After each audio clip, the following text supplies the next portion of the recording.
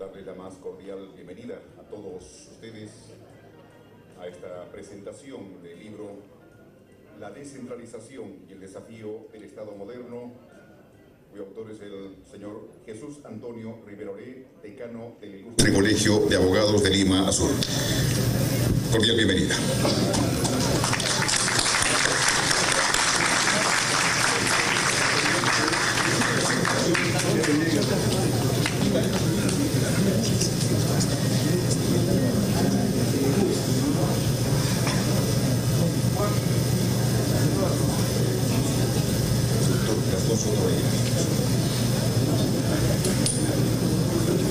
Doctor Gastón Soto.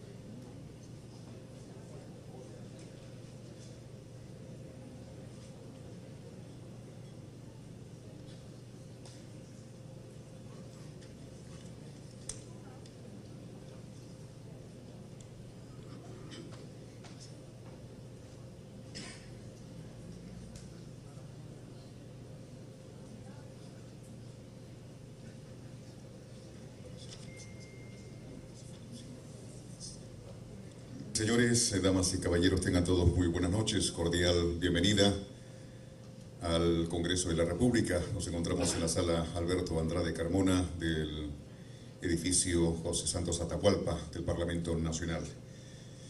Saludamos en la mesa al señor congresista, segundo vicepresidente del Parlamento Nacional, congresista Mariano Portugal Catacora. Igualmente, acompañando al señor congresista, está el señor doctor Hugo Neira Samanés, historiador y politólogo, doctor Raúl Chaname Orbe, el doctor Jesús Antonio Rivera Oré, el doctor Luis Cervantes Liñán, rector de la Universidad Inca Garcilaso de la Vega, y el doctor Gastón Soto Ballenas. A todos ellos, bienvenidos a esta ceremonia.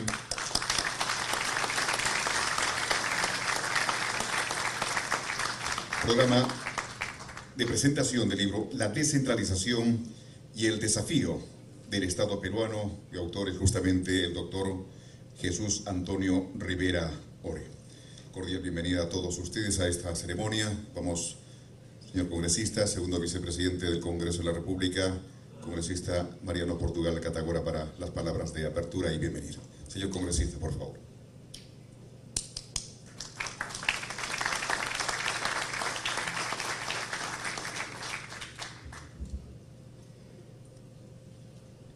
Doctor Luis Cervantes, doctor Raúl Chamamé, doctor Hugo Neira, doctor Gastón Sotoballenas, señor doctor Jesús Antonio Rivera Ore, autor del libro La descentralización y el desafío del Estado moderno. Señoras, señores, damas y caballeros, tengan ustedes muy buenas noches.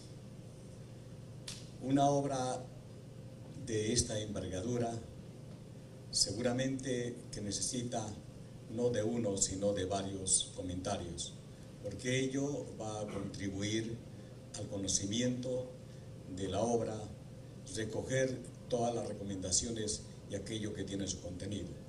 Y lógicamente permítame dar lectura a un sentimiento nuestro, personal, que no necesariamente todos deben estar de acuerdo, pero sí creo que todos van a confluir de que esta obra es un gran aporte para el desarrollo nacional.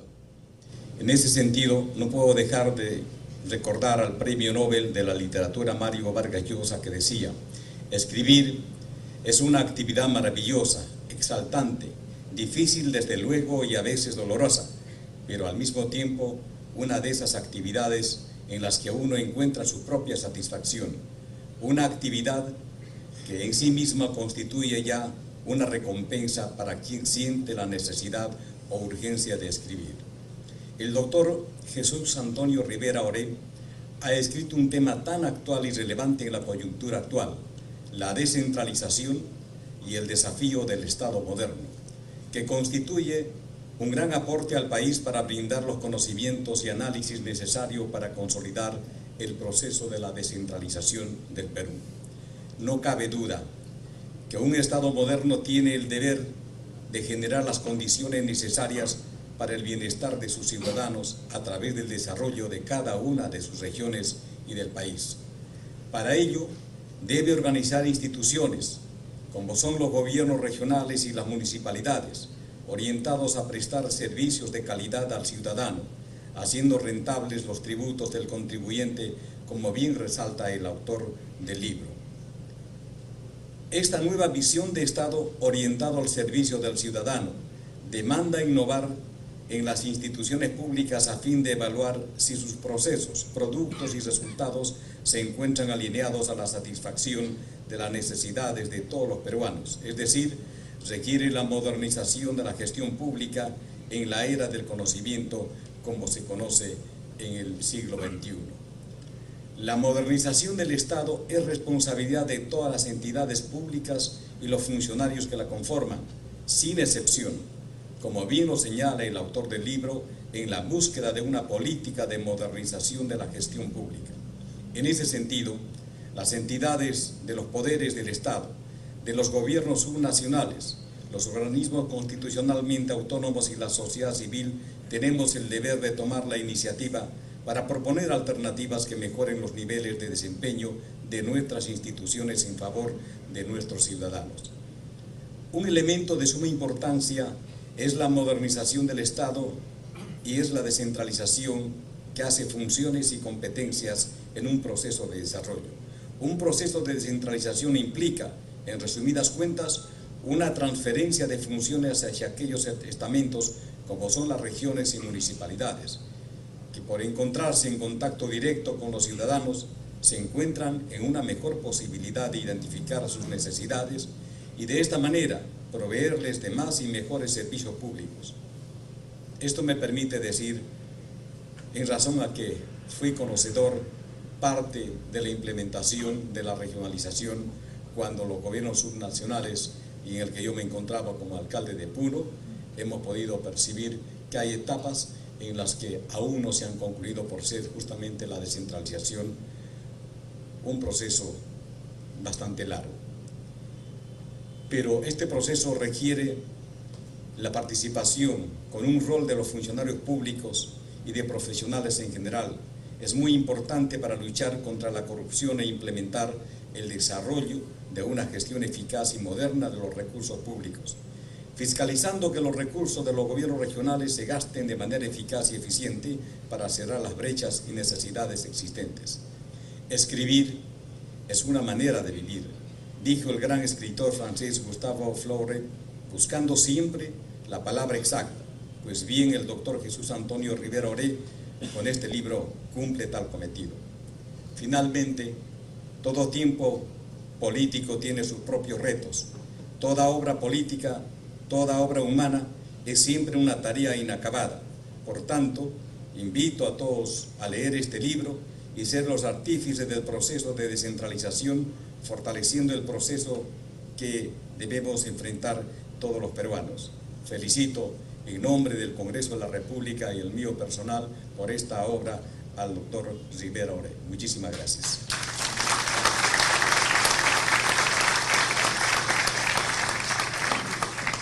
Muchas gracias, señor vicepresidente del Congreso de la República, congresista Mariano Portugal Catacora. Comentarios a la obra La descentralización y el desafío del Estado moderno.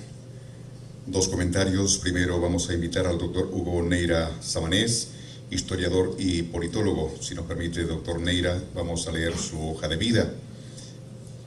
¿No la lea? Me pide que no la lea, pero sí, permítame hacerlo, por favor. Muchas gracias. Bueno, me acaba de decir que él lo va a hacer, justamente. Doctor Hugo Neira Samanés, son sus gustos.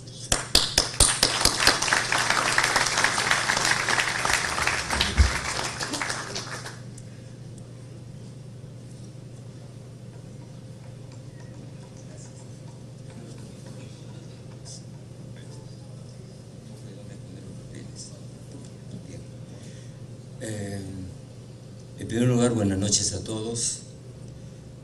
Señor Mariano Portugal, vicepresidente, señor rector de la Universidad Garcilaso La Vega, doctor Chamamé, compañero de la mesa, distinguidos amigos, congresistas, profesores universitarios, público en general. El doctor José Antonio Rivera me ha pedido que haga esta presentación de este libro suyo, y es un doble honor, porque por una parte me pidió que hiciera el prólogo, cosa que he hecho, y además me ha pedido que esté aquí para examinar públicamente un acto, un ejercicio de orden universitario, yo no digo académico, su propio libro en público. Obviamente considero que es un libro fundamental para este tema, si no, no lo habría prologado, evidentemente, ¿no? Pero creo que me ha invitado con la idea de que también saber qué otra lectura podría tener de su libro en el campo del pensamiento crítico y la observación del vasto problema que significa la descentralización y el desafío del Estado moderno. Quiero comenzar diciéndoles que voy a proponerles a ustedes escucharme los minutos que se me han dado con 3 puntos.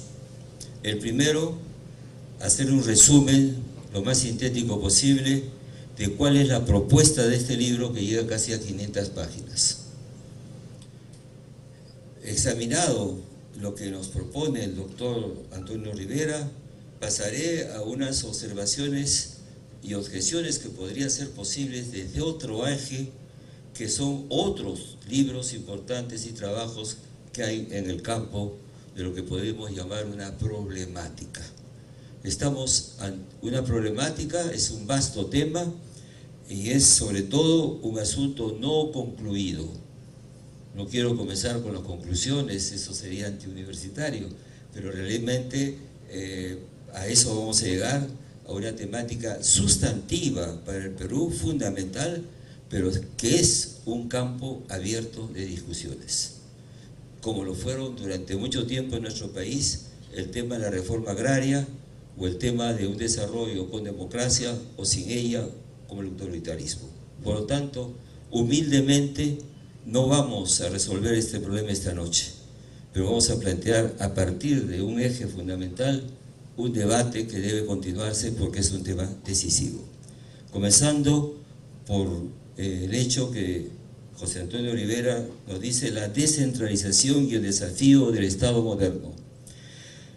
Me permito comentar, doctor, que usted prefiere el concepto de descentralizar, otros hablan de regionalización. No digo más. Yo no soy un experto en la materia, sigo esto desde mis campos de conocimiento, que son más que historiador, hace un tiempo que no hago historia, sino soy sociólogo, estudié en San Marcos historia, es verdad, estudié ciencias políticas en París y de nuevo en ciencias sociales, y practico la multidisciplina por una razón.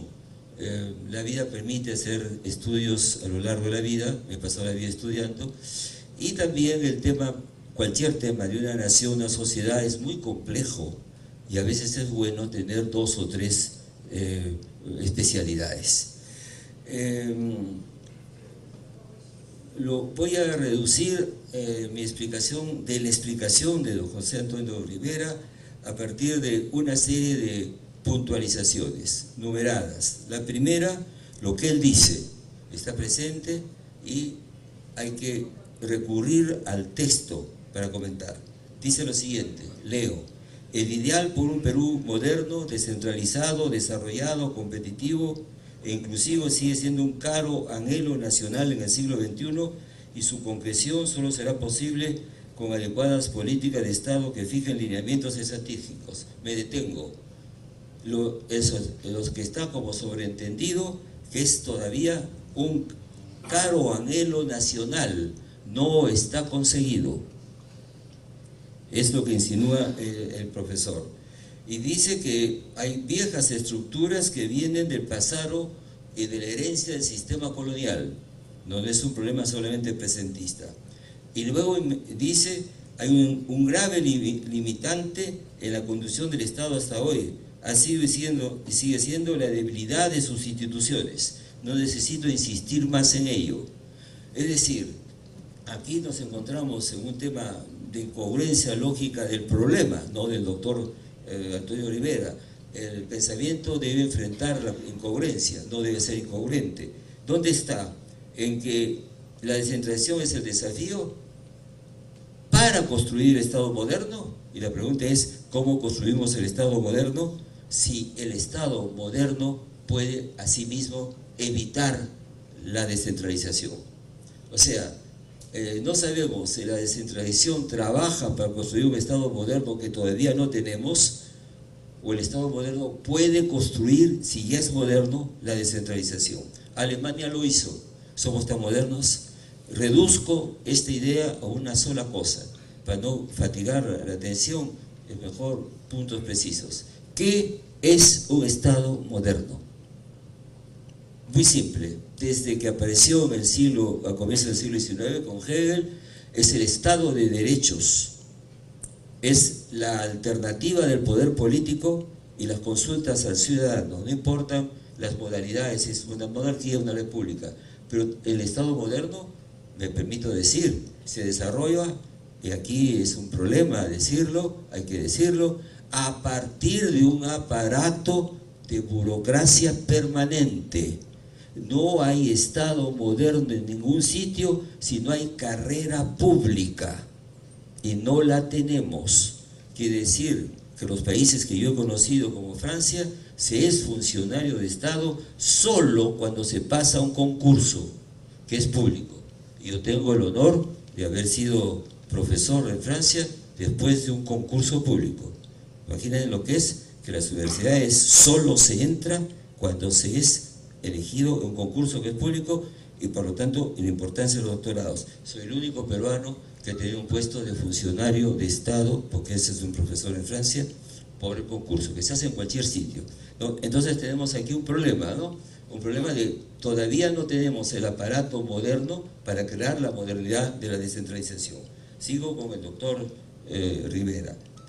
Tercer punto, lo que indica, en este contexto de crecientes debates, una política de Estado, para mí decisiva, doctor. Usted quizás modestamente no ha querido insistir, pero es un tema fundamental, de carácter irreversible, ojalá, y la necesidad de fortalecer el proceso y revisar el modelo para avanzar hacia la regionalización. Ante la imposibilidad de dar marcha atrás, surgió la idea de estudiar y analizar la marcha del actual proceso, cuyos resultados permiten diseñar y proponer una agenda descentralista. Subrayo dos cosas: está estudiando un hecho real, no es una teoría en el aire. Ha estudiado lo que ha estado pasando 12 años, si no me equivoco, ya de descentralización. Y segundo, propone una agenda descentralizada. Esto es muy importante, porque cuando se propone una agenda, quiere decir que el debate no está terminado, tiene que haber también una agenda, tiene que haber alguien que la maneje, ¿no? La agenda lleva a la posibilidad de formas que tienen en la tradición anglosajona agencias. Las agencias, los americanos tienen mucho, no todo es pues ministerio. Está suponiendo que esta agenda puede crear un aparato aparte que se ocupe del tema. Más adelante lo dice, el esfuerzo editorial sostiene, fíjense bien lo que sostiene el doctor, que al cabo de arduos trabajos, 12 años y grandes avances poco comprendidos, pese a las muchas dificultades y limitaciones, el modelo descentralizador ya se agotó. El doctor es un hombre mesurado, no es un radical, es un hombre de ley, de orden. Para que él lo diga que esto ya se agotó, significa seriamente que ha habido 12 años de experiencia y es hora de preguntarse cómo continuamos, ¿no? ¿Cómo continuamos y qué cambios tendría que haber?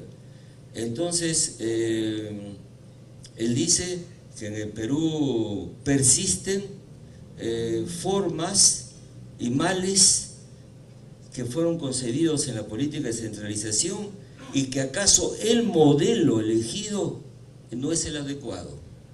Esta es una crítica radical a lo que está establecido. Sexta y séptima proposición, dice, la segunda es que si bien es una persona que reconoce lo que se ha hecho, se ha dado el paso, que está bien que se ha dado el paso, ¿no? Era un anhelo desde el siglo XIX, pero tiene peros, y eso es pues pensar, tener peros. La segunda es que si bien la descentralización como política pública surgió con amparo constitucional, y acá a quien le caiga el guante, que se lo chante, fue magnificada en sus propósitos de transformar el Perú sin los medios necesarios, puesto que se implementó con marcos legales incompletos y sin una cierta visión de largo plazo. Yo me he quedado, no soy jurista, con un poco de avidez de saber cuál es ese marco incompleto, ¿no es cierto? Y él sabrá por qué lo dice. La tercera cosa dice es que la descentralización entendida como transferencia del ejercicio del poder de nivel nacional a uno subnacional no se ha producido hasta el día de hoy. ¿Cuántos presidentes de gobierno, que por cierto hubiéramos llamado mejor gobernadores, como lo hacen en México, ¿no? Porque esto de presidente de gobierno a veces es un poco excesivo. De repente hay presidente de gobierno que le ha dicho a un presidente del Estado, vale más la ordenanza en Cajamarca que la ley. No, los mexicanos más realistas le dicen gobernador. Entonces,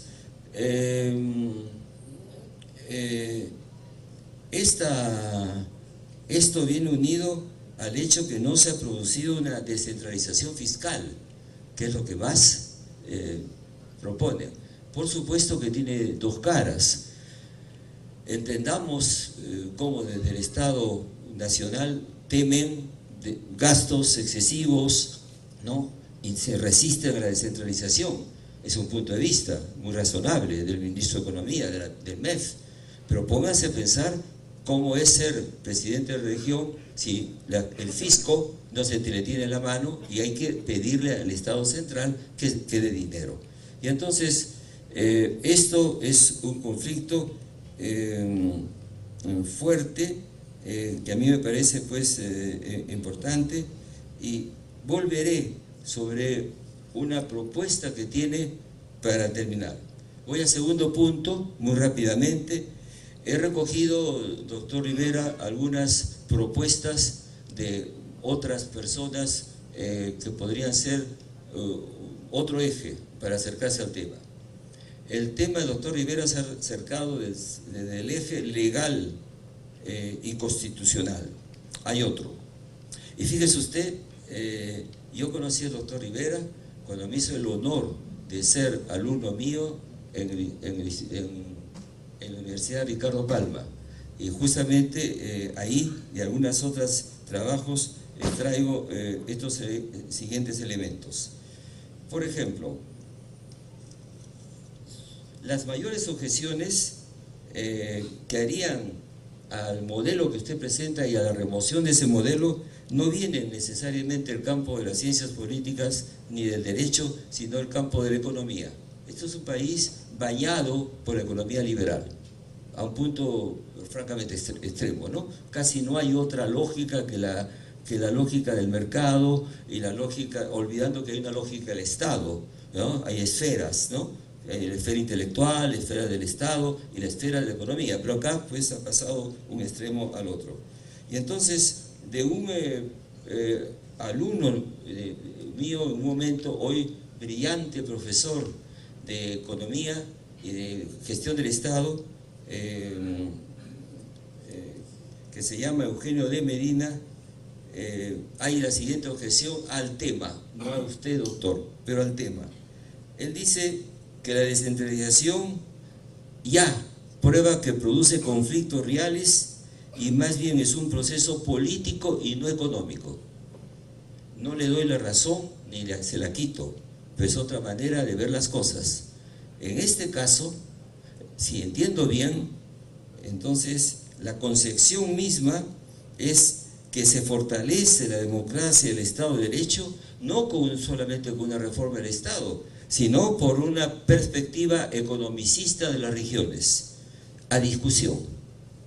Es muy distinta la aproximación legal, constitucional, de la objeción economicista. O sea, en otras palabras, para ser más sencillo, ¿era acaso necesario primero el desarrollo de las regiones económicamente y luego la potestad política? A cada uno de nosotros tendrá que reflexionar sobre una u otra cosa. Segunda objeción o propuesta. Esto me sobrepasa, no me gusta mucho, pero no puedo menos que por honestidad intelectual decirla. Lo vincula el otro enfoque, mayor énfasis al económico, no estoy en contra, pero énfasis es una cosa y dominación casi única de los economistas en el campo de la política es otra. Y se sostiene que había que vincular la descentralización a la competitividad.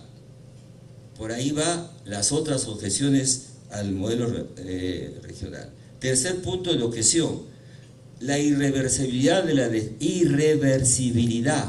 la descentralización depende de la capacidad de anclar el proceso a la competitividad regional y al desarrollo de mercados regionales fuertes. Es verdad que algunas regiones prosperan mejor que otras, Moquegua, San Martín, ¿no es cierto? Y otras no. Pero ¿por qué nos miramos solamente en el Perú? Déjeme decir algo que mi experiencia en el exterior y mi vida un poco cosmopolita me permite decir. ¿Creen ustedes que esas desigualdades por regiones no existen en otras naciones? En España de las autonomías hay unas diferencias gigantescas entre el ingreso para Cataluña y, por ejemplo, la autonomía de Soria.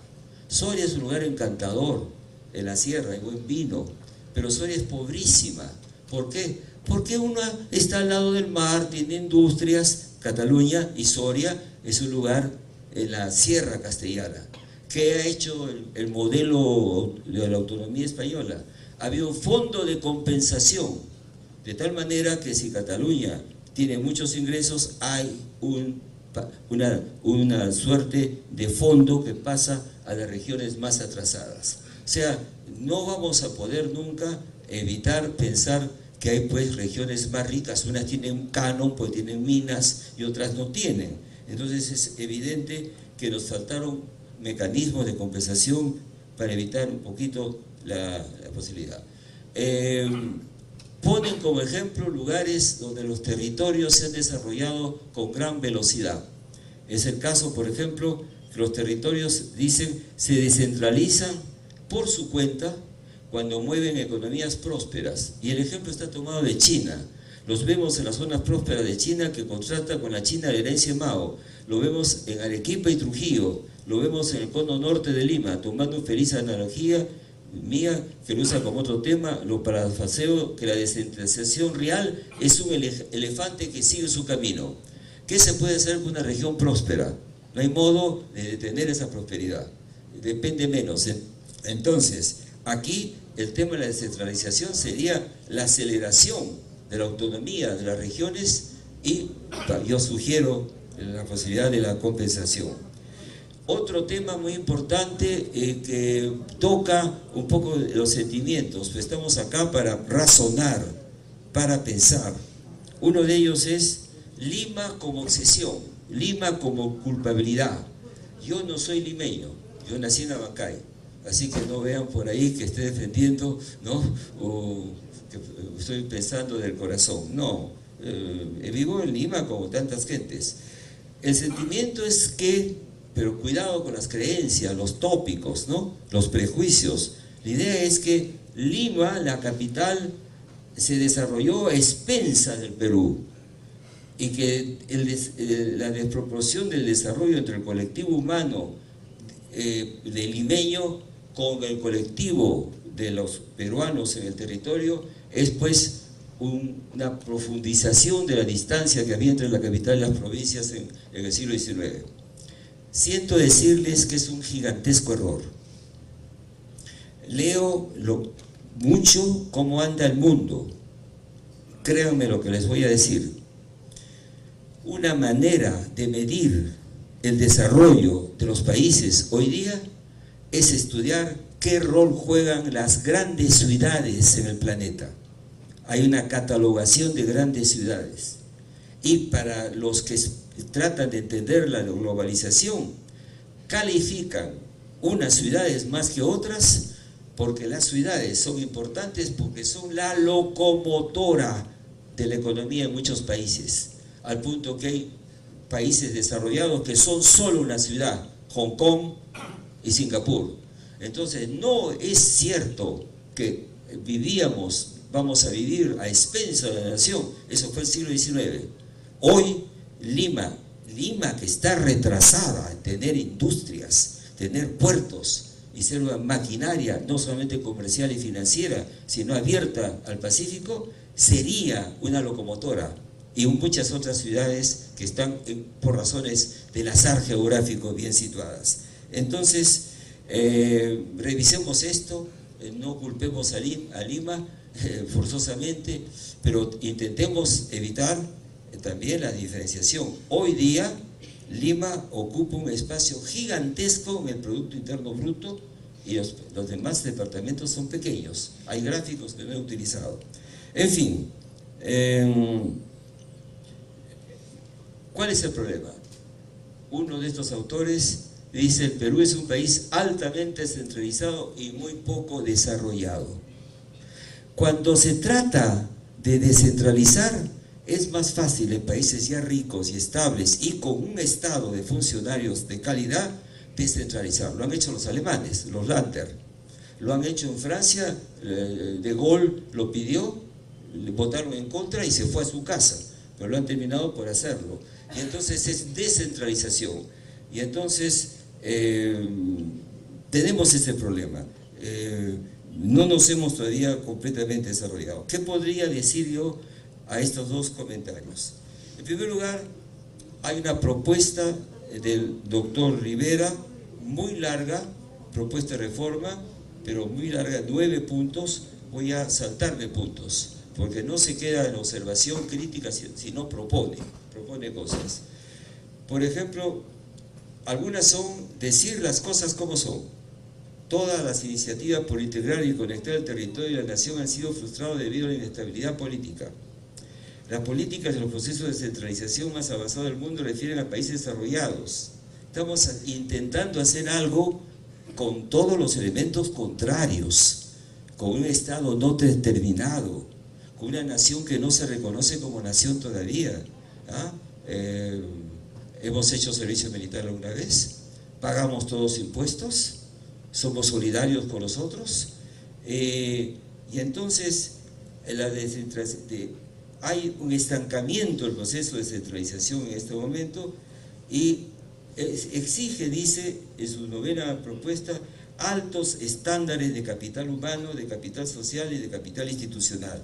Un poco que se les ha dejado solos, debería haber un aparato que continuara, que acompañara a los gobiernos regionales permanentemente, ¿no?, para darles pues servicios técnicos de diverso orden. Entonces las cosas no han salido como esperábamos. ¿Qué puedo decir de esta problemática? En primer lugar, está claro que se necesita estudiarla, que este libro es fundamental y hay otros trabajos. Hay uno de Pedro Planas, que se nos murió lamentablemente, muy bueno, del año 98, sobre regionalización. Créanme, la bibliografía sobre el tema es gigantesco, porque si hay un tema que nos preocupa es este. Pero, por ejemplo, aquí viene un tema. ¿Se hace el desarrollo sin reforma política o la reforma política es antes del desarrollo? No lo resuelvo, hago la ecuación y habría que estudiarlo. ¿Qué es primero? Porque, claro, es muy fácil salirse de este tema. Uno puede decir, ya, está bien, vamos a hacer las reformas legales y producir el desarrollo económico y social. No juguemos, no es verdad. Hay prioridades. ¿Cuál es primero? Yo no lo sé, pero lo planteo. ¿Cómo concebir el territorio? Y esto es grave. Nuestro tema es el desarrollo del Perú en su masivo, que está en provincias. A la vez, el problema del desarrollo. Y tercero, intentar una organización política distinta de los departamentos, que hasta el momento no se ha conseguido. Ya sabemos que la cosa es más difícil. Entonces tenemos un problema serio, de lo más serio que hay, para lo cual hay que arrancar de este libro y de otros, con otros especialistas, podrían reunirse, incluso con un cuerpo colegiado, porque estamos contra la pared. Tenemos la necesidad de una unidad estratégica como nación y la complejidad política y cultural. No somos un país simple como país, somos un país con una enorme heterogeneidad, pero no me digan que es la mayor del mundo, por favor. Una vez Carlos Iván de Gregori, gran profesor, gran investigador, publicó un trabajo diciendo el Perú, país el más heterogéneo del mundo, culturalmente. No es cierto. México es más heterogéneo que nosotros. Acá hay un quechua, hay un aymara y ahí hay 13 lenguas oficiales fuera del castellano. Y el país más heterogéneo del planeta es India, y es próspero. La India va a alcanzar a China, y es próspero. O sea, se puede ser heterogéneo, ¿no es cierto?, como somos, y prosperar. Entonces, ¿y por qué la unidad estratégica? Señoras y señores, amigos míos, ciudadanos, ¡ay del país con estado débil en el mundo de la globalización! ¡Ay del país que no es capaz de enfrentarse a las fuerzas gigantescas del capital, que lo necesitamos, pero hay que controlarlos! La nación es fundamental. El Estado-nación no se inventa otra cosa. Miren ustedes, cuando una nación se rompe, Yugoslavia, ¿en qué se convierte? En 4 naciones. ¿Qué pasó con Checoslovaquia? Hay República Checa y Eslovaquia, 2 naciones. ¿Qué puede pasar mañana? Barcelona se separa, una nación. Va a ser difícil para ellos. El Estado y la nación que no hemos terminado de construir y reconocer en su complejidad es fundamental para el siglo XXI. No es un asunto más y que el desarrollo solamente y el crecimiento económico nos va a garantizar. Serán devorados los países que no tienen Estado-nación. Y una de las exigencias, por ejemplo, es comenzar a reconocer la existencia de las diferencias, ¿no es cierto? Por ejemplo, no hay razón para que los funcionarios del Estado, en el sur solamente, un juez, alguien que esté en un colegio del Estado, no sepa pues quechua y aymara. Tendría que saber quechua y aymara, no digo pues en Piura, ¿no? No digo en Cajamarca, pero sí en el sur, amoldar nuestros servicios a las variantes locales. Este tema es muy difícil. ¿Por qué? Porque amamos convertirnos, hacer las cosas complejas y difíciles. Somos bien barrocos. Les voy a contar algo y ahí acabo. Un presidente de la República que estudió en Stanford, ¿no? Me confió una vez, cuando yo era profesor y venía ratos por Perú, me dijo: Hugo, échame una mano, ve a un equipo mío que está trabajando sobre el tema de la descentralización, porque tú conoces bien España y conoces bien el tema de la autonomía. Entonces yo fui y les expliqué cómo son las autonomías. Es muy sencillo, es muy sencillo. Cada autonomía española es tan diferente de otra que incluso tienen nombres distintos. Por ejemplo, en Castilla se llama el Consejo General de Castilla y León. En Cantabria es Diputación General. En Cataluña, la Generalitat. Como usted no diga Generalitat, el catalán se enoja. Tiene usted el gobierno regional, no, Generalitat.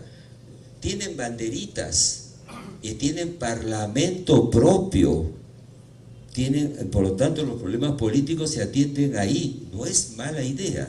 ¿Por qué no dicen que es gobierno federal? Hay que conocer la historia de España, porque la palabra federal en España es muy mala palabra, porque hubo guerras en el siglo XIX entre federales y unitarios. Ahora bien, a ellos les dije cómo funciona el Estado central y los estados autonómicos. Muy simple, naturalmente, nos pareció demasiado simple.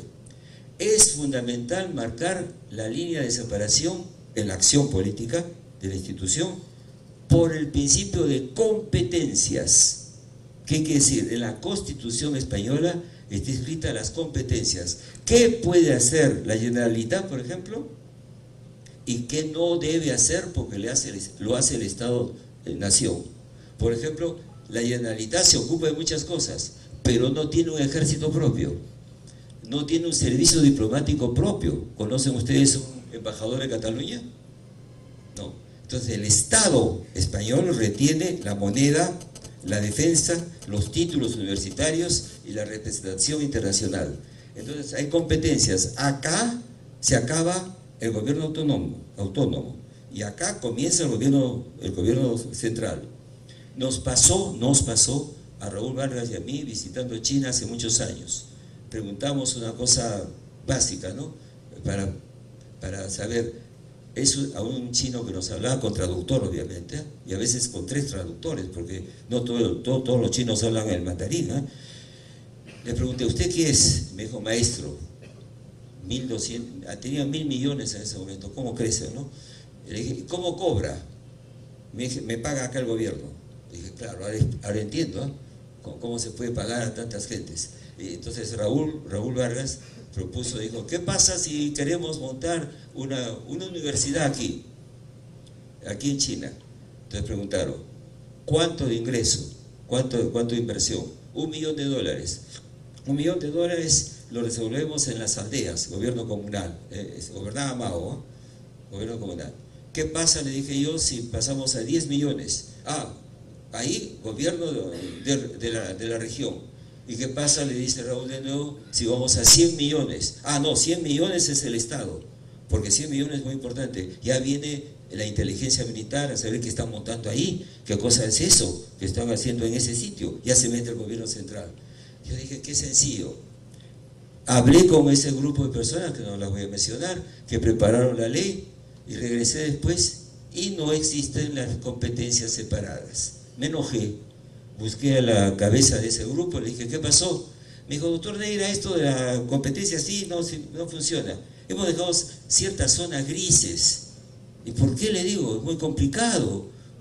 ¿No? La soberanía del Estado-Nación mezclada, justapuesta al gobierno regional. Me dijo, es que así, que esas zonas grises se puede negociar.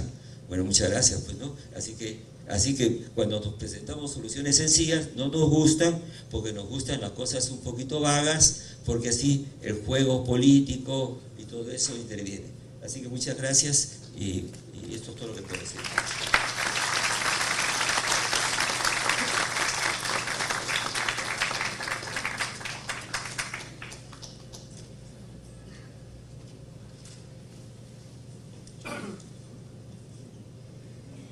Y muchas gracias, doctor Neira. Gracias por la primera exposición. Hugo Neira Samanés, historiador y politólogo. Su perfil profesional ya lo escucharon. Vamos seguidamente con el comentario a cargo del doctor Raúl Charamé Orbe, abogado constitucionalista, docente del Centro de Altos Estudios Nacionales del CAEN, docente de la Universidad Nacional Mayor de San Marcos, exdecano del Ilustre Colegio de Abogados de Lima. Sigamos, entonces recibimos al doctor Raúl Charamé Orbe.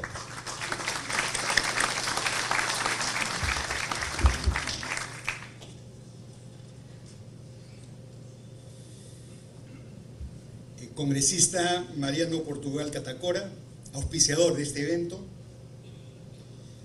doctor Luis Cervantes Liñán, rector de la Universidad Inca Garcilaso de la Vega, doctor Hugo Neira Samanés, comentarista de este libro, y doctor Gastón Soto Ballenas, destacado colega, destacado abogado.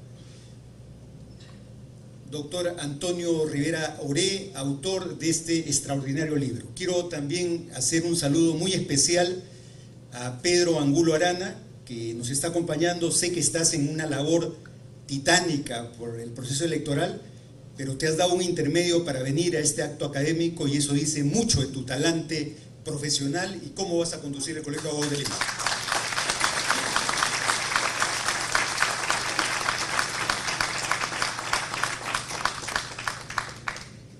Quiero realmente invitarlos a leer este libro. Es un libro extraordinario el que ha preparado Jesús Antonio Rivera Oré, y quiero hacer algunos comentarios y reflexiones sobre este tema. Permítame la primera reflexión. Hemos tenido una fatalidad. La fatalidad increíblemente ha sido que hemos tenido un Estado grande. Cuando el Perú se independizó en 1821, era el doble del territorio que tiene el día de hoy. Diríamos que estadísticamente creo yo, estaba entre los 10 países territorialmente más grandes de la Tierra. El día de hoy, el Perú es el 20º país más grande de la Tierra sobre 200.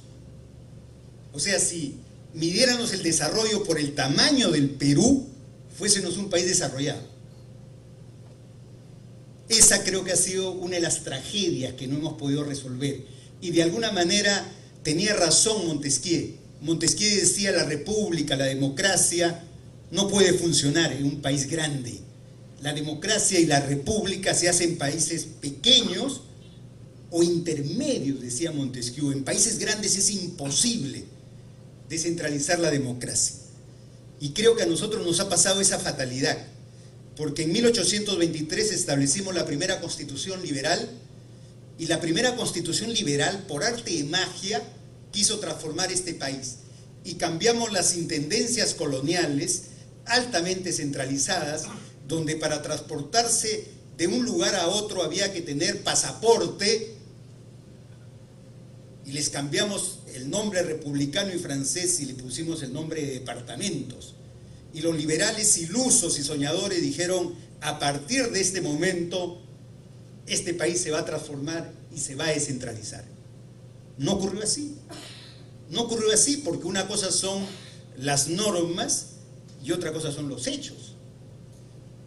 Y en ese transcurso hemos llegado a la Constitución de 1979, y la Constitución del 79, después de 10 constituciones, llegó a la siguiente conclusión: el departamento ha fracasado y por lo tanto hay que cambiarle de nombre al departamento y copiar, imitar, asimilar lo más avanzado del mundo europeo. España en el 78, las autonomías, ese es el camino. Y nosotros le pusimos el nombre nacional de regiones. Y las regiones, desde 1980, han pasado 35 años y el balance no es positivo. O sea, si hacemos un balance objetivo de la regionalización, vamos a encontrar que no hemos avanzado. Y entonces las normas cambian los modelos políticos, las normas cambian las estructuras económicas, no. Más bien, permítame reflexionar, como diría Enrique Chirino Soto, la contradicción entre el derecho y los hechos. Los hechos han sido más productivos en el caso del Perú. Quiero mencionar a dos personajes contradictorios y polares quizás, ¿no? La cara y el sello de la historia republicana del Perú. A Manuel Pardo, en 1872, viene y trae un diseño utópico, pero que creo que es el diseño más trascendente del siglo XIX. Pardo viene y escribe en la revista de Lima un diseño de cómo debería ser el Perú de fines del siglo XIX. Y lo calcula en un país con ferrocarriles transversales. Un ferrocarril que salga de Lima, del Callao, venga a Lima, y que ese ferrocarril se proyecte al centro del país, a Pasco, a Huancayo, y que llegue hasta el Amazonas. El proyecto de Manuel Pardo.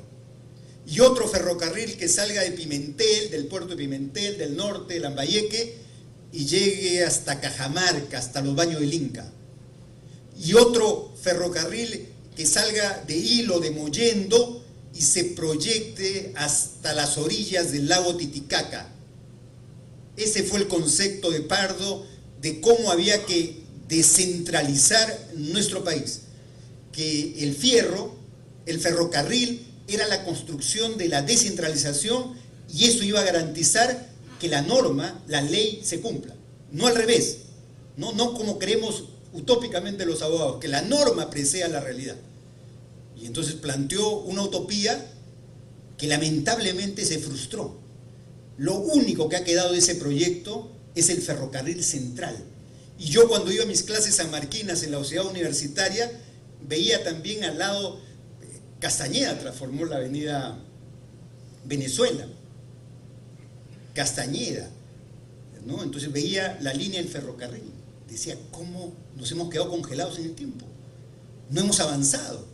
Eso lo planteó Pardo de manera temprana, en el tiempo ideal, y lamentablemente las generaciones posteriores no tuvieron la sapiencia, la iniciativa, la voluntad de construir ese gran proyecto que era de integrar económicamente al país. En eso Chile nos ha superado largamente, en el tema ferrocarrilero.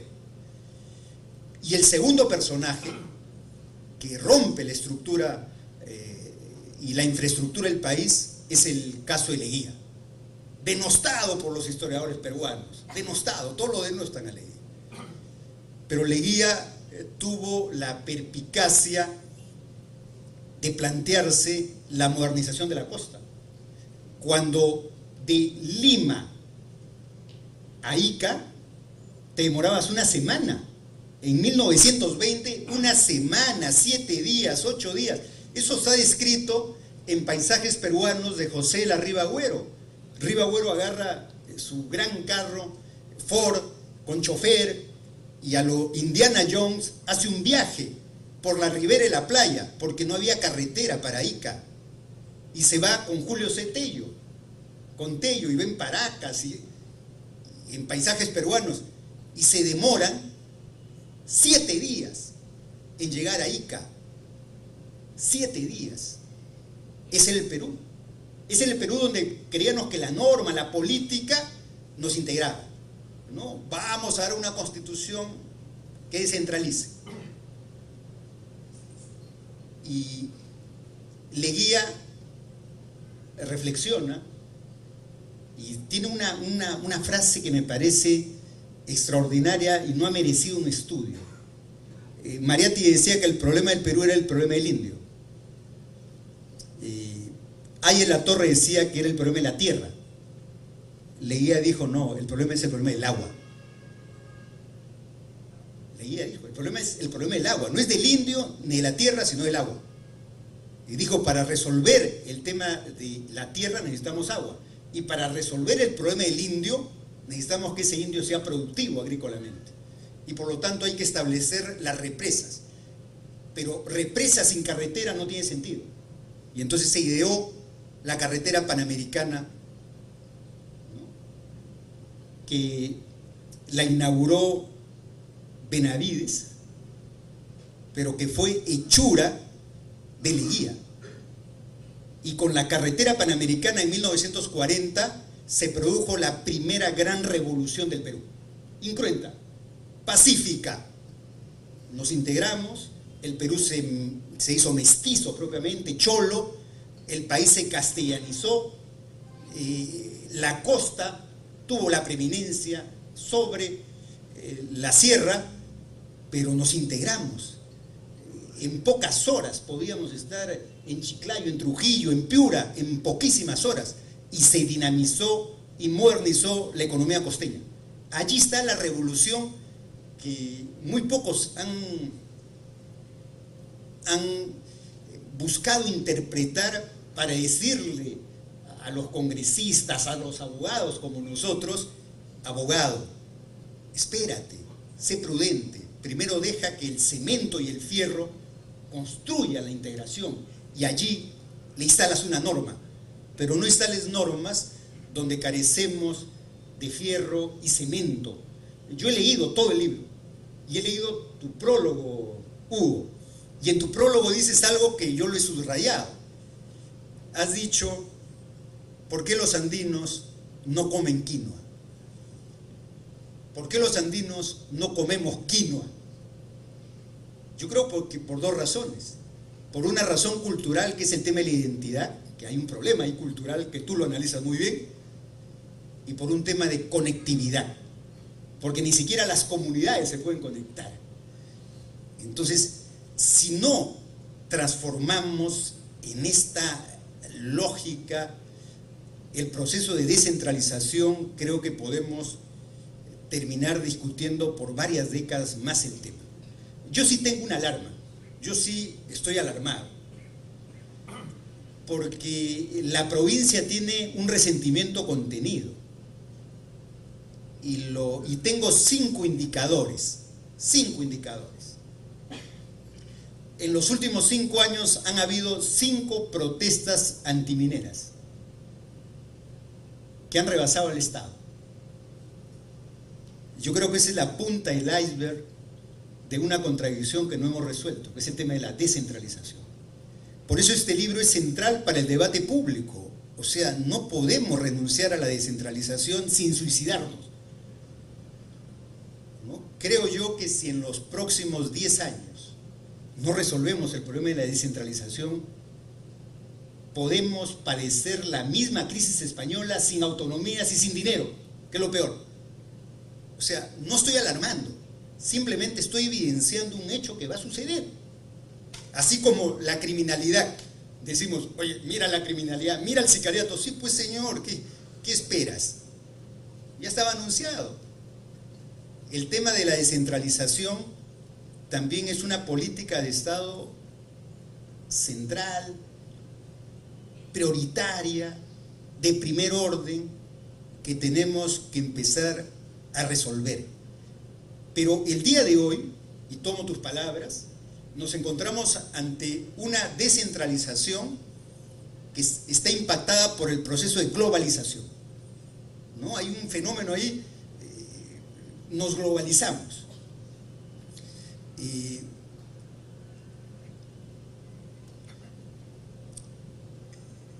Tenemos Twitter, pero no tenemos desagüe. tenemos WhatsApp,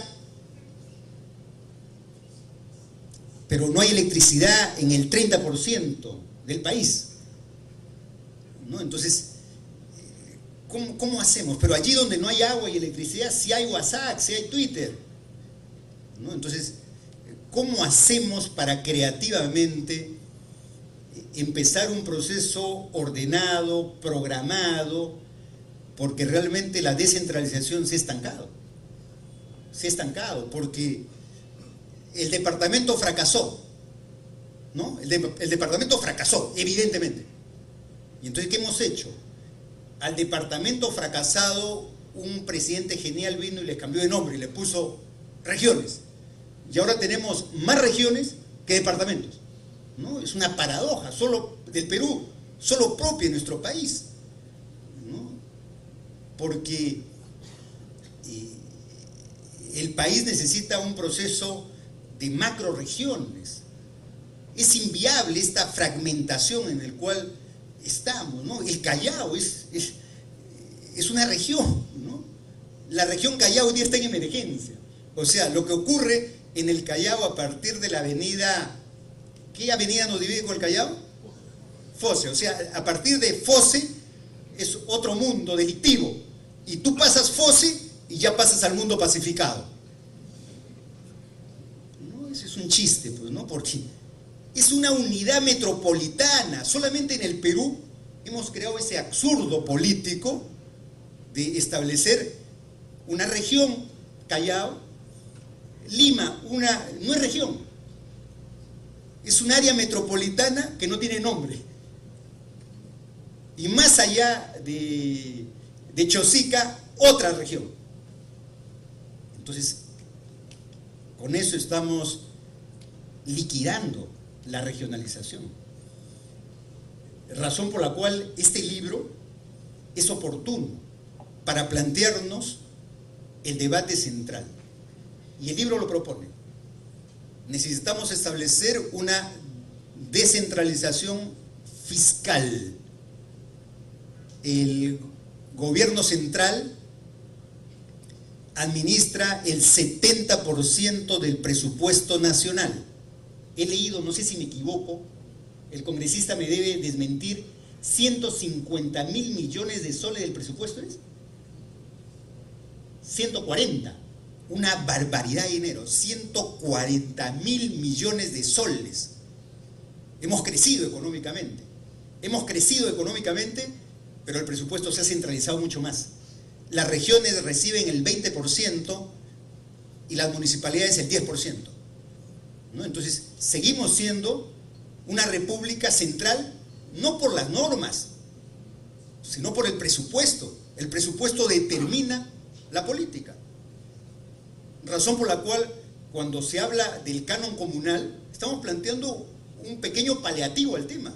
Necesitamos discutir el tema de la descentralización fiscal, porque de lo contrario, estos 5 pequeños conflictos que han paralizado regiones importantes del país nos pueden rebasar. Necesitamos con seriedad, todos, incluyendo a los que residimos en Lima, empezar a pensar el país desde una perspectiva más amplia. O descentralizamos o entramos a procesos radicales. En España se llaman los procesos de soberanía. En Francia también con Le Pen vamos a tener problemas en Francia. Hemos entrado a procesos en los países centrales en los que inventaron la fórmula de descentralización. Hay crisis. Imagínense nosotros que somos los copiones y no hemos avanzado suficientemente en los procesos de descentralización, podemos tener horas de crisis por no asumir en el tiempo oportuno estos temas que nos plantea este libro, que desde mi punto de vista es un libro sobresaliente, orgánico y actual. Actual porque incluso están citados los temas franceses, los temas españoles, los temas holandeses del día de hoy. Tenemos que discutir el tema a la luz de la experiencia de los sistemas políticos comparados. Aprender de lo que ha hecho Chile, aprender de lo que ha hecho Colombia. Colombia, sin hacer ningún cambio de norma, ¿no? Sin ningún cambio de norma. Ha empezado un proceso de descentralización bastante avanzado, y con esto concluyo. Hasta Bolivia nos supera, hasta Ecuador nos supera. Acabo de estar en el Ecuador y me he quedado boquiabierto por la capacidad de las élites políticas de descentralizar. En Bolivia, ya que exista Sucre y La Paz, ya es un avance. En Chile mismo, haber pasado el poder legislativo a Antofagasta, a Valparaíso, ya es todo un avance. En el Perú, ni el Tribunal Constitucional, que la Constitución manda que cuya sede sea Arequipa, de vez en cuando van de vacaciones a Arequipa, ¿no? Pero la sede está en Lima, y eso demuestra y evidencia de que no hay voluntad, pues, del conjunto de la clase política a transformar el país de veras y empezar a descentralizar, que la Corte Suprema esté en Trujillo, que el Ministerio del Ambiente esté en Iquitos, que el Tribunal Constitucional esté en Arequipa, que la Defensoría del Pueblo esté en el Cusco. Eso sería una voluntad de descentralizar. Mientras no hagamos eso, todo lo demás pueden ser buenos discursos, buenas promesas electorales, pero el centralismo en algún momento nos va a explotar en la cara. Jesús Antonio, muchas gracias por ese libro. Muchas gracias a todos ustedes.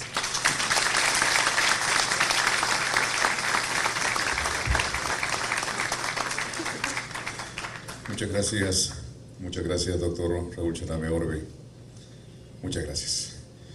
Señoras y señores, luego de los dos comentarios vamos a recibir al autor del libro, al doctor Jesús Antonio Rivera Oré, autor de la obra. Si nos permite, doctor, leer un poco de su perfil profesional, por favor.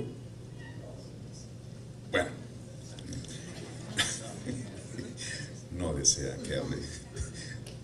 Adelante.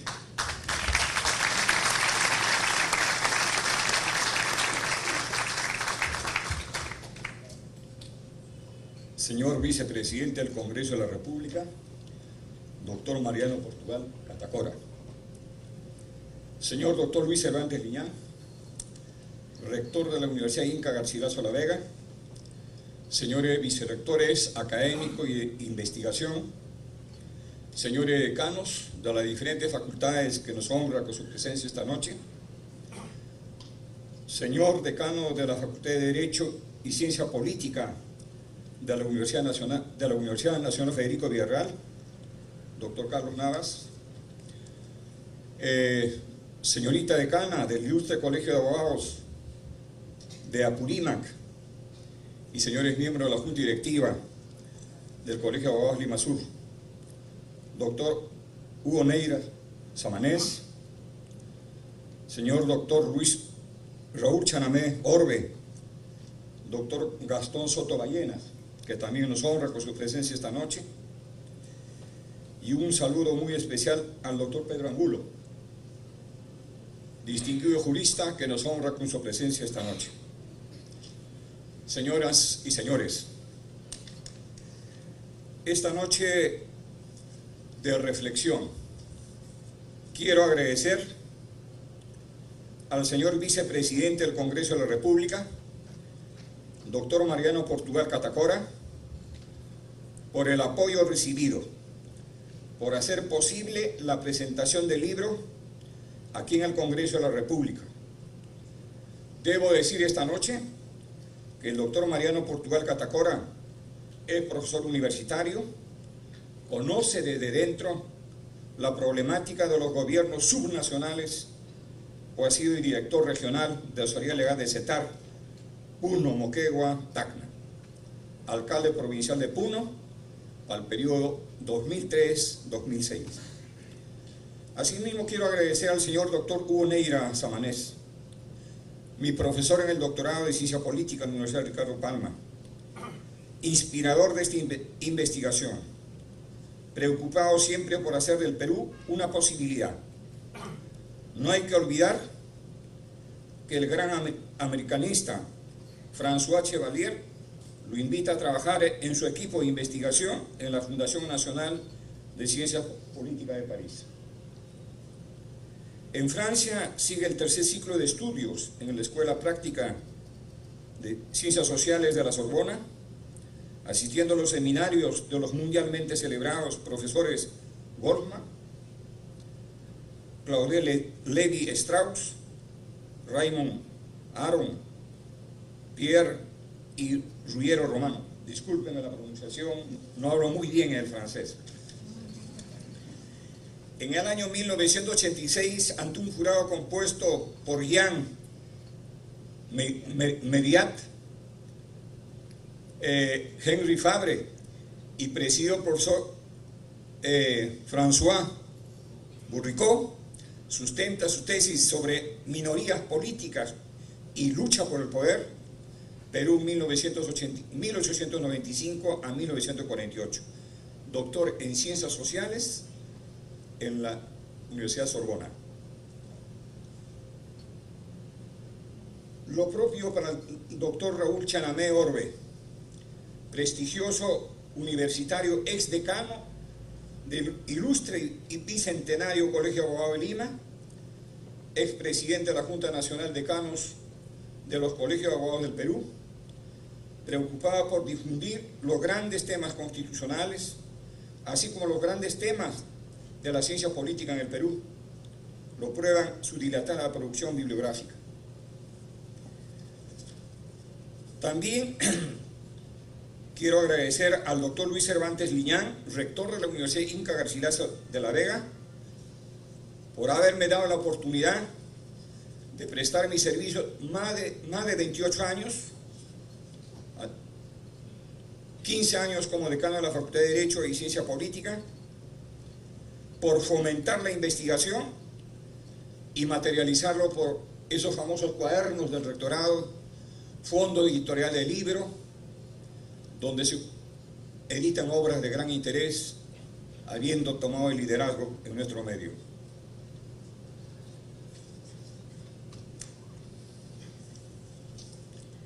He seguido con particular atención las palabras vertidas por tan lúcidas personalidades que comparten nuestra mesa de honor, a las que reconozco por su mérito y valor, que me privan de hacer mayor comentarios sobre el trabajo editorial expuesto ampliamente. No obstante, el inicio de un nuevo proceso electoral requiere nuevas reflexiones que ayuden a comprender la realización de las propuestas de reforma. De modo general, interesa decir que las reformas estructurales propuestas en las 4 grandes dimensiones política, económica, fiscal e institucional buscan corregir el modelo de descentralización lanzado en 2002, adoptando el enfoque económico y trazar el camino hacia la regionalización, creando mecanismos y marcos fiscales que promuevan y apoyen la integración y conformación de regiones como espacios productivos, competitivos, sostenibles, que procuren el progreso y bienestar duradero de los pueblos y de las personas. Ambos aspectos no solo obligan a la reforma integral del Estado, sino también una nueva forma de concebir las políticas públicas con medios y estrategias para acercar el ejercicio del Estado a los ciudadanos. La primera generación de reformas tuvo lugar en la última década del siglo XX y comprendió la liberación de los mercados y las privatizaciones, determinándose la recentralización y minimización del rol estatal a la redistribución del ingreso nacional mediante políticas económicas compensatorias, o sea, los programas sociales. Hacia el 2000, la gestión de las reformas ayudó a que la economía se estabilice para que la pobreza, la desigualdad y la corrupción alcanzaron niveles alarmantes y de proporciones, por lo que el descontento popular obligó a una segunda generación de reformas. Entre 2001 y 2002 se convino en volver a la descentralización y al efecto se lanzó el actual proceso descentralista. En 2003, con diversas normas legales muy ambiciosas, pero sin precisar plazos razonables, medios y recursos que faciliten la integración y conformación de regiones. Para 2005, el fracaso de la consulta ciudadana para la conformación de las primeras regiones determinó la inaplicación de la ley de incentivos para la conformación de regiones y la descentralización fiscal. Desde entonces se tiene un marco legal incompleto que ha determinado el estancamiento del proceso de descentralización y la insistencia de un modelo basado en el enfoque social, en el que los tres niveles de gobierno compiten de modo desigual en la distribución de bienes y servicios públicos, sin identificar beneficiarios ni priorizar espacios de menor desarrollo, pero con altos costos administrativos. Hoy, a 2015, vivimos una situación crítica, signada por la persistente pobreza, la profundización de la desigualdad social, crecientes denuncias por actos de corrupción y abuso de poder, y con mayor incertidumbre debido a la desaceleración del crecimiento de la economía, en circunstancias que el Estado dispone de mayores recursos públicos. Frente a estos problemas, se ha impuesto la necesidad de avanzar hacia una tercera generación de reformas que propicie la adecuación y articulación del difuso marco legal, como también la creación de un régimen tributario nacional que comprenda la descentralización fiscal. Sea pues este momento propicio para recordar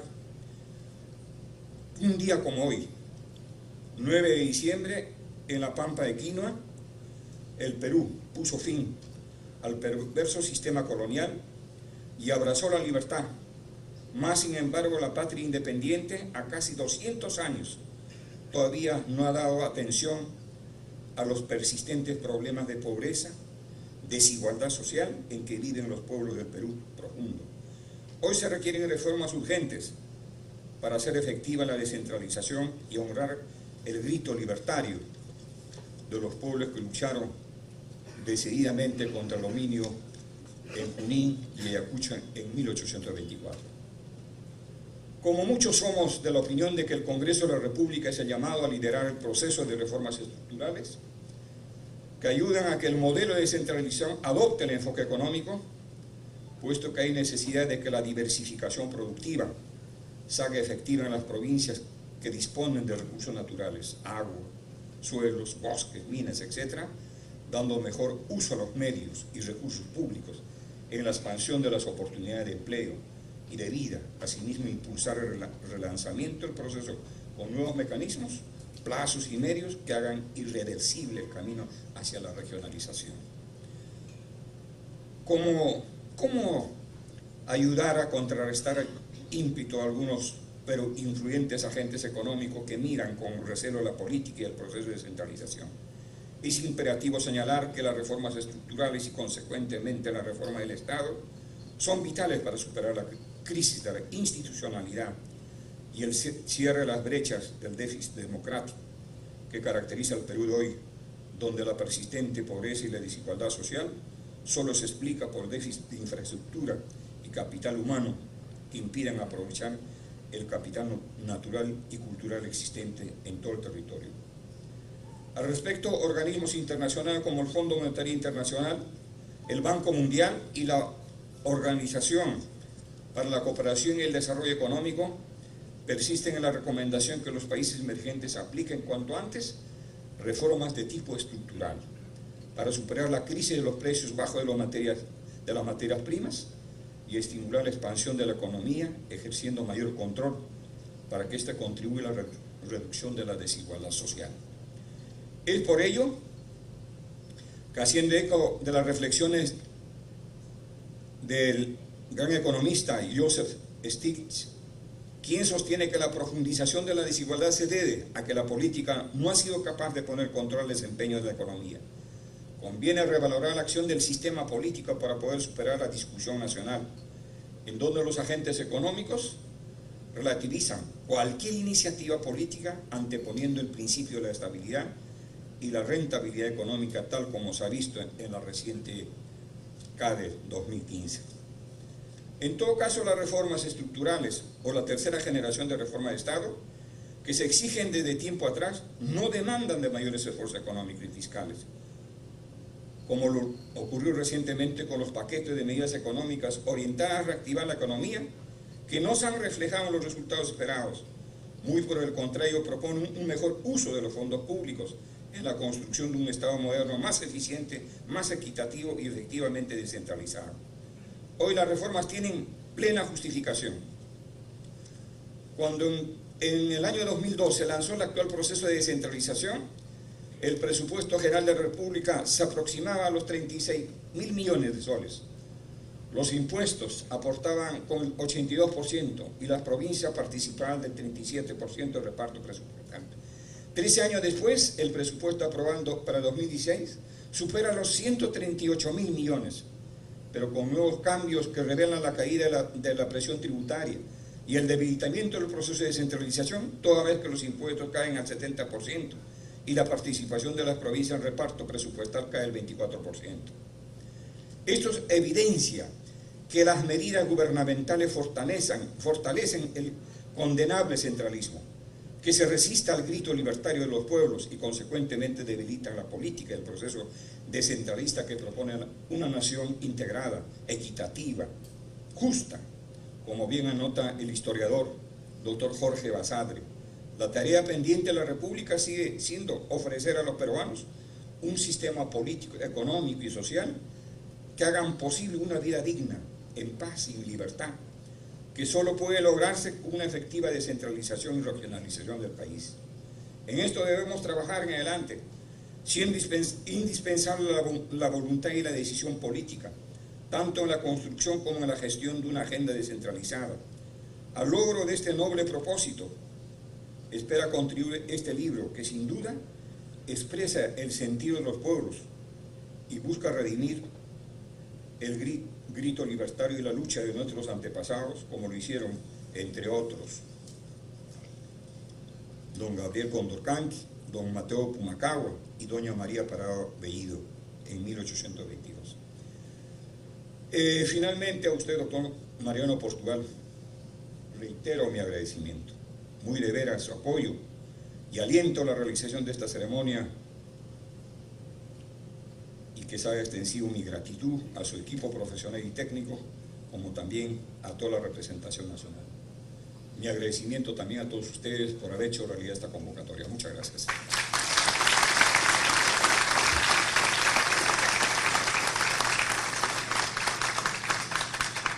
Bien, muchas gracias, doctor Rivera Oré, autor del libro La descentralización y el desafío del Estado moderno. Bien, señor congresista, Mariano Portugal, señores de la mesa, me indican que hay la posibilidad de sortear 10 de estos libros, con la venia del autor, por supuesto. También me indican que cada uno de ustedes han recibido un ticket y tienen el número. Y vamos a pedir a una mano experimentada de los académicos que están en la mesa para poder extraer un boletito y así hacer coincidir con el que ustedes tienen. Entonces le pedimos al doctor Hugo Neira, tal vez.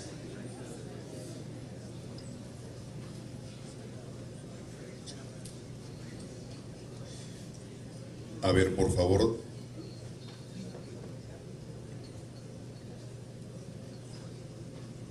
Repartamos entonces un boletito a cada uno de los señores. Doctor Gastón Soto Ballena, también, por favor.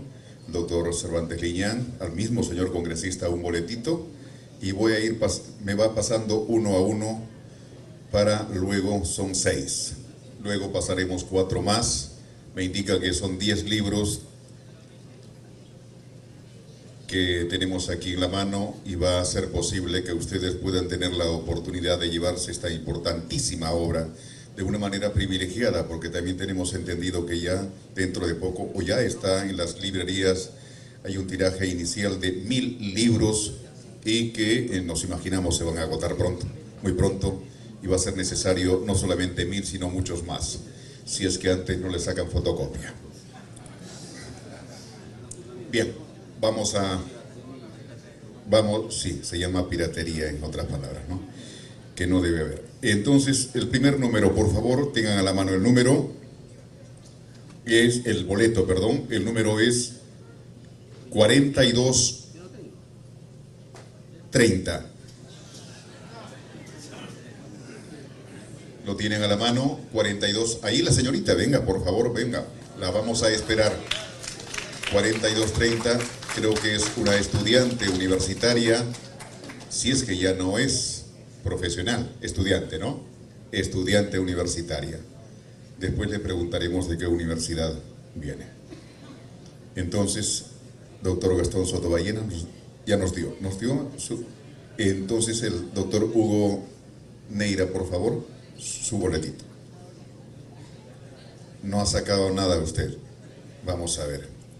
Cortesía. El número 4244. 4244. 4244 es el segundo libro. ¿No? ¿Nadie lo tiene? Está el señor. Venga, por favor, venga.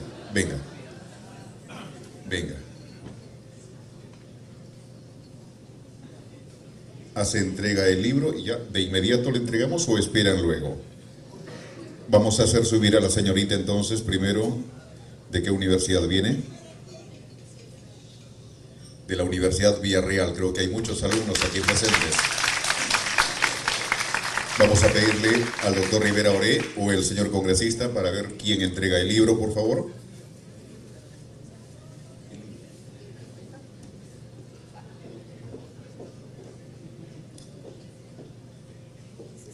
Congresista, por favor, para ver quién entrega el libro. No, primero el libro, señor congresista, para la señorita estudiante de la Universidad Federico Villarreal, que ha ganado el primer libro.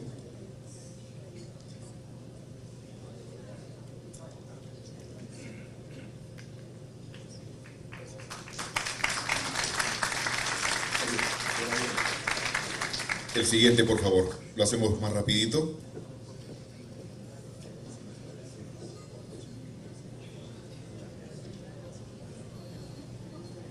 Bien, doctor Luis Cervantes Liñán, por favor, para la entrega del libro. Estudiante, ya profesional, abogado.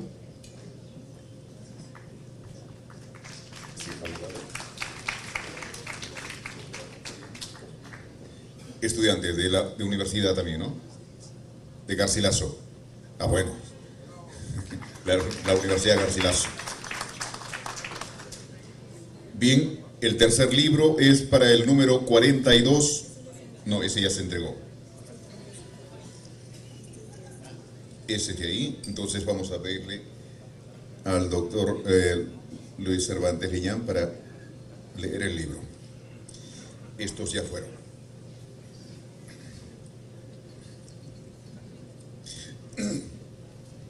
El número, creo que fue número sucesivo, en descenso. 42, 43. 42, 43 debe estar por acá. Ni modo. Era obvio, ¿no? Si el 42, 44 estaba ahí, debe ser 40 y... ¿Está? ¿Sí? Bueno, obvio. Venga por acá.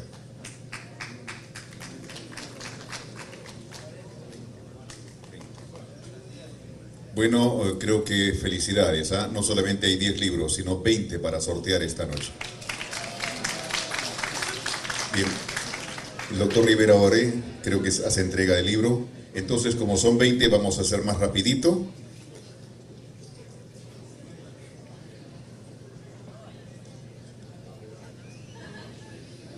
Señor abogado que lleva el libro.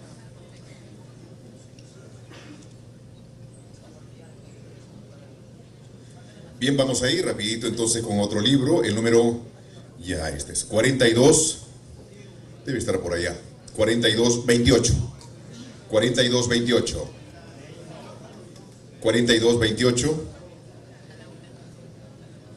4228, entonces me equivoqué, la ubicación fue por allá. Adelante, abogada, estudiante. No, se acaba de equivocar. No es el boleto. ¿Cuál es? 4228, por favor. 4228 a la 1, 4228 a las 2, ni modo. 4228 ya fue. Atención, 4178. 4178. ¿Está con nosotros? 4178. No está. 4178 no está. ¿No habrán votado el boletito? No, ni modo. El siguiente.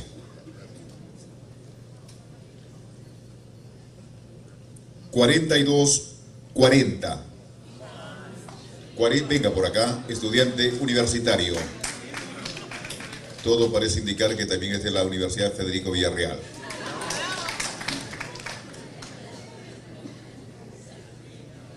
Hará entrega el libro el doctor Gastón Sotoballena. Venga rapidito, por favor. Vamos a apresurar porque son 20 libros. Hemos entregado.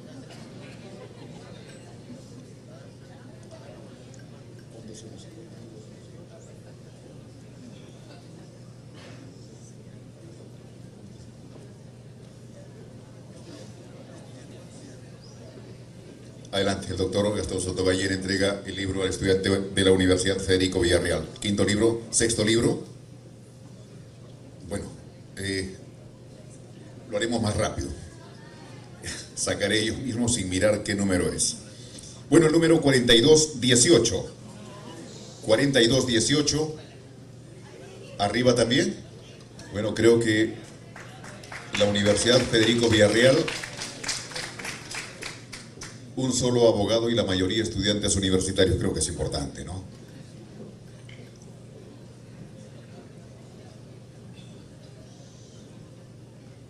El doctor Boneira va a hacer entrega del libro. Rapidito, por favor.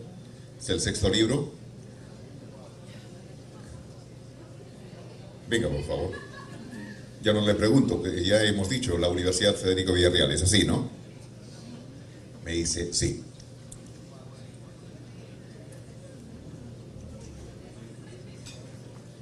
A ver, vamos a, sin mirar, como ustedes pueden ver, no creo que por la textura sepamos qué número es.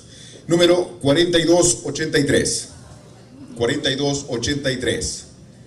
4283, por favor. 4283, lo hacemos más rápido. ¿Está? Así está.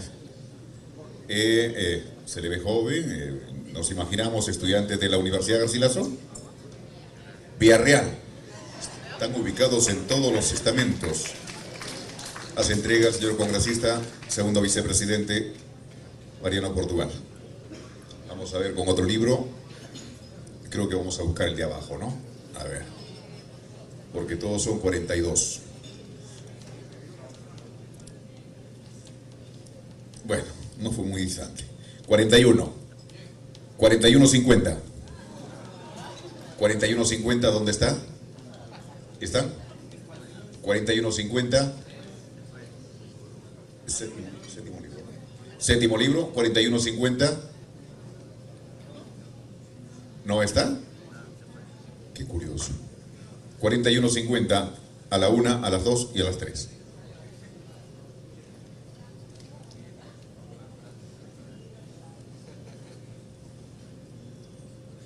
Número 4222. 4222. ¿Está? 4222. 4222.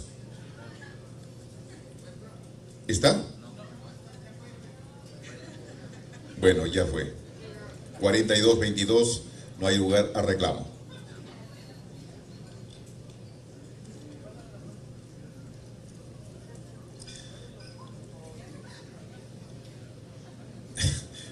$42.88. 42.88. ¿Está? Ahí viene, estudiante universitario. Se nota, ¿no?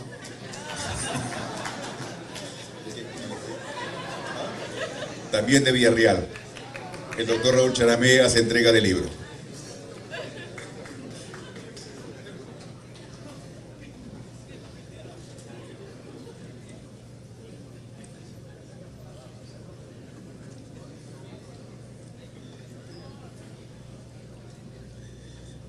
Vamos a ver, otro número, el número 4152. 4152, ¿dónde está? Ahí está, el octavo libro, octavo, noveno. Octavo libro. Creo que debe ser un abogado, ¿no? ¿Abogado? Abogado, obvio. También ahí, ya dentro de una edad también hay que hacer una segunda, tercera carrera. Hoy la globalización y el conocimiento exige más de una carrera, como ya lo dijo el doctor Hugo Neira.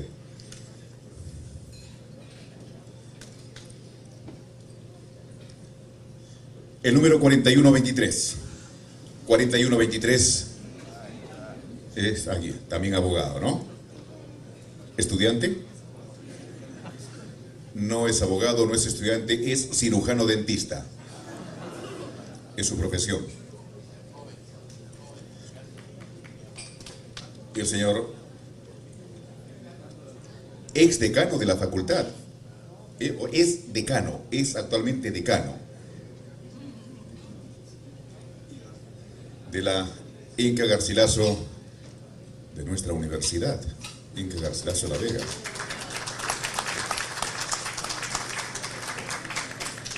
$41.96. ¿Qué pasó?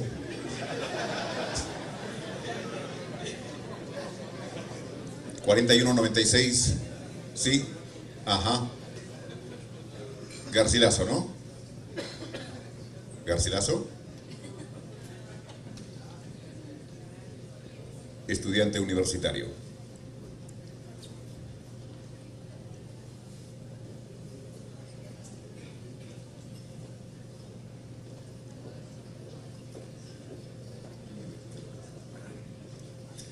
Estudiante universitario de la universidad, de nuestra querida Universidad de Garcilaso.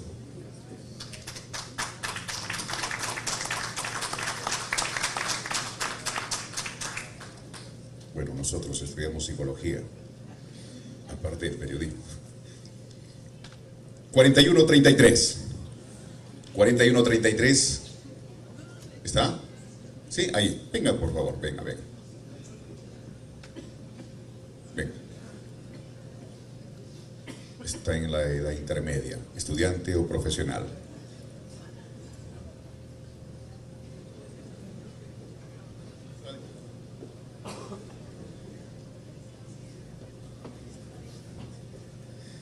Viene de una región descentralizada, de Pasco, profesión administrador.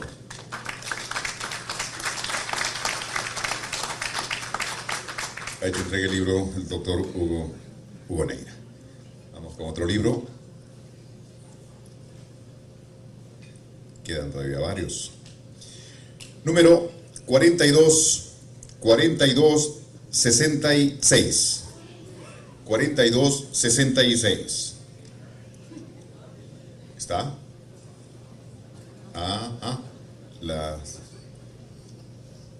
Adelante, la dama. Abogada.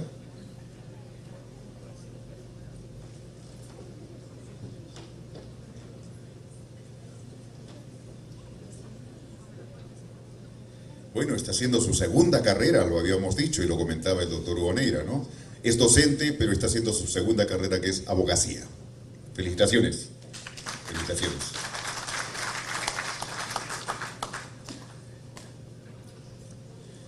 Número 4147. 4147. 4147. ¿Está ahí? ¿Sí? ¿Ustedes? Venga, venga, venga. La segunda dama que saca. No, tercera, cuarta dama creo que ya.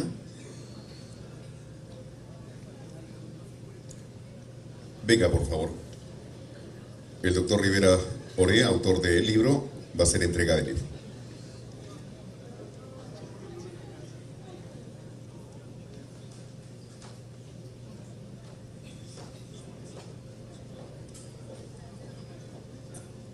Muchas gracias.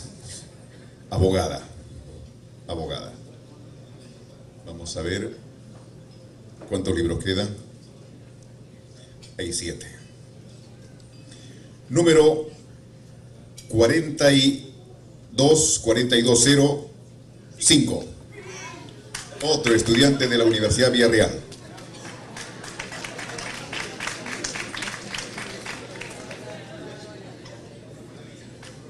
Sin duda, los libros se van para arriba.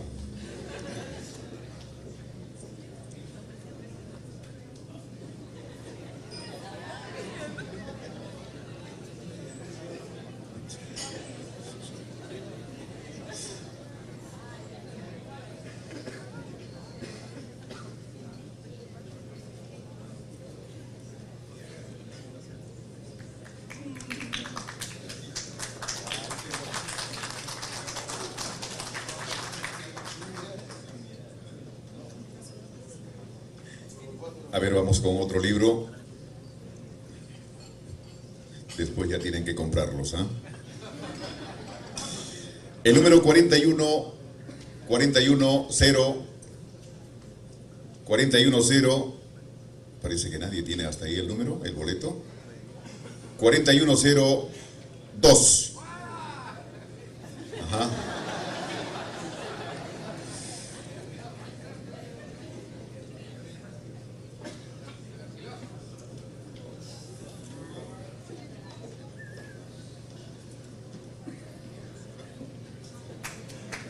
El doctor Cervantes Liñán está haciendo entrega del libro.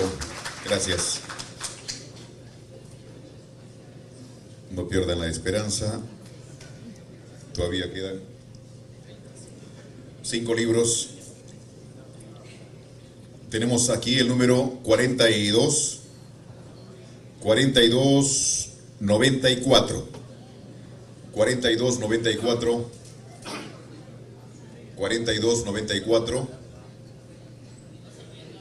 4294 a la una. 4294, creo que pasamos a una nueva opción. Vamos con otro.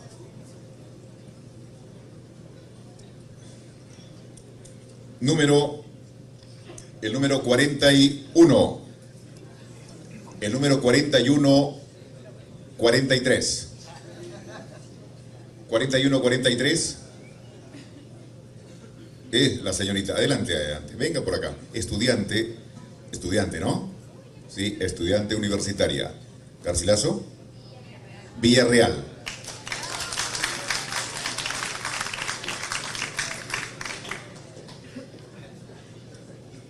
Señor congresista Mariano Portugal, segundo vicepresidente del Congreso, está haciendo entrega del libro. Gracias. Tenemos... Quedan 4 libros. Tenemos el número 42. El número 4210. 4210. Venga, venga, está feliz ahí. Estudiante.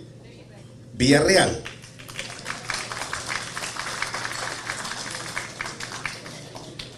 Y porque tenemos al rector de la Garcilaso, gana más un poco más Garcilaso.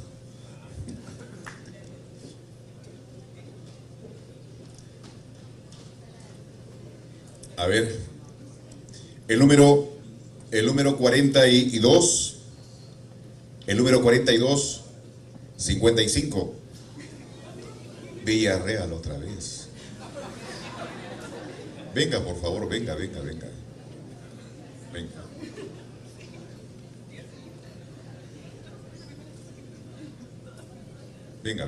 Venga.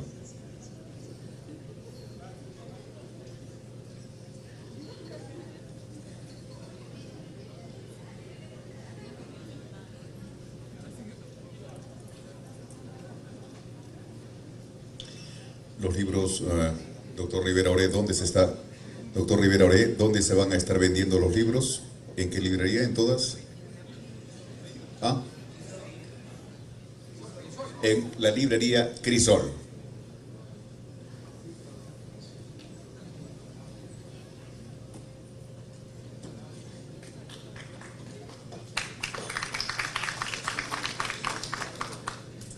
El doctor Hugo Neira se entrega a la señorita estudiante universitaria.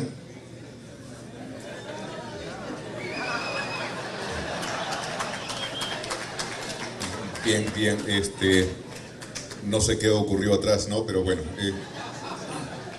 gracias, doctor.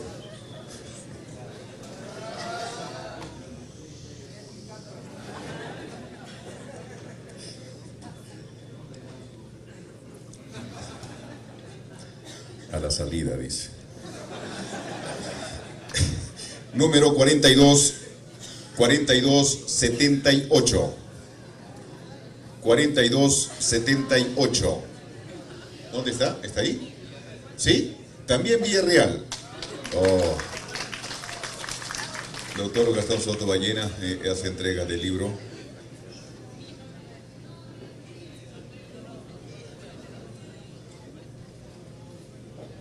Bien, el último libro. El último libro es así, doctor Rivera Oré, ¿no? El último libro. Bueno, hemos sorteado 20 libros. ¿Falta uno? Ah, falta uno.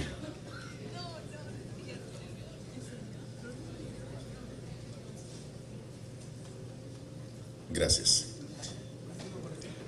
El último libro es 4, 2, 9, 1. 4291. ¿No está? Ahí está. Ahí viene. Abogada agremiada de Lima Sur. Bienvenida. Y felicitaciones. Felicitaciones. Doctor Rivera Oré hace entrega del libro. Bien. Felicitaciones y vamos a pedir un fuerte aplauso para el autor del libro.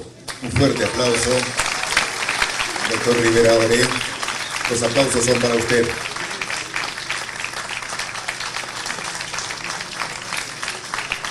Muchas gracias. Bien, señor congresista, segundo vicepresidente del Congreso de la República, congresista Mariano Portugal Catagora, estamos llegando a la parte final de esta presentación del libro La descentralización y el desafío del Estado moderno. Agradecer la presencia del doctor Gastón Soto Ballena, el doctor Hugo Neira, el doctor Luis Cervantes Liñán, rector de la Universidad Garcilaso, obviamente el autor del libro, Rivera Oré, doctor Rivera Oré, y el doctor Raúl Chanamé Orbe. Muchas gracias a todos ustedes y bueno, los esperan a todos en la librería Crisol. Muchas gracias. La ceremonia ha concluido. A nombre del Congreso de la República, muy buenas noches.